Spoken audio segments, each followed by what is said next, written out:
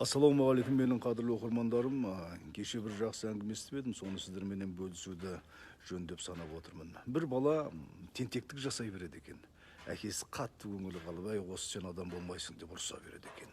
Бала не керек, намыстанып оқуға түседі, оқуды өте жақсы оқиды, оны бітіреді, өседі, өнеді, үлкен дәрежеге жетеді, биік қамалдарды алады, үлкен абыройлы адамға айналып, бір күні сол бала әкім болады.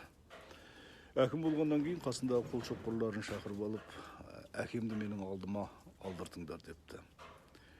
Содан не керек, әкесін алдын алдыртады. Әкесі келгеннен кейін бала: "Әке, сіз маған өмір бақи адам болмайсың деп ұрысып едіңіз. Бүгін мінекей мен әкім болдым" деп. Сөйтсе әкесі сәл ғана жымиып: "Балам, мен саған әкім болмайсың деген жоқпын, мен саған адам болмайсың деп айттым.